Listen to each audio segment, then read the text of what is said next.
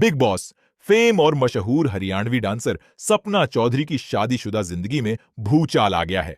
Actress ने अपने पति पर मारपीट का आरोप लगाया है। इतना ही नहीं, उन्होंने कोर्ट का दरवाजा भी खटखटाया।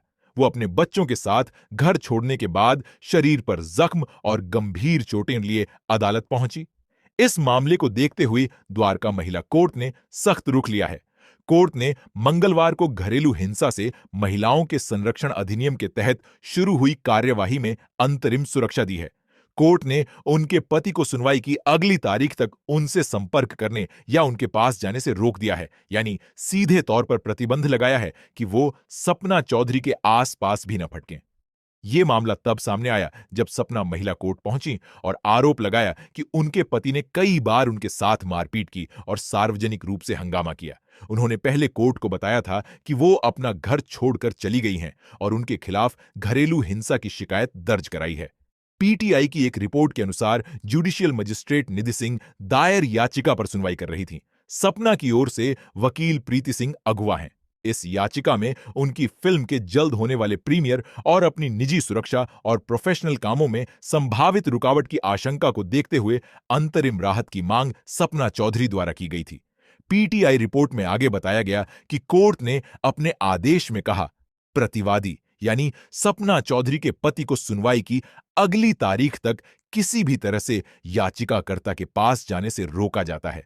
प्रतिवादी को सुनवाई की अगली तारीख तक याचिकाकर्ता से किसी भी तरह से संपर्क करने, उनके घर या काम की जगह पर जाने और घरेलू हिंसा का कोई भी काम करने से रोका जाता है।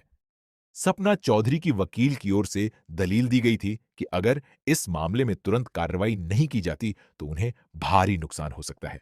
उन्होंने कहा था, ऐसा न करने से उनकी गरिमा और सुरक्षा दोनों प्रभावित होंगी। इससे उनके प्रोफेशनल कामों भी रुकावट पैदा हो सकती है। याचिका, हलफनामे और रिकॉर्ड में रखे गए सबूतों, जिनमें कथित छोटों की तस्वीरें और इलेक्ट्रॉनिक सबूत शामिल हैं, पर विचार करने के बाद कोर्ट ने शुरुआती चरण में समन जारी करने और अंतरिम राहत देने के लिए पर्याप्त आधार पाया। इसी के आधार पर फैसला सुनाते हुए पति पर प्रतिबंध लगाए गए।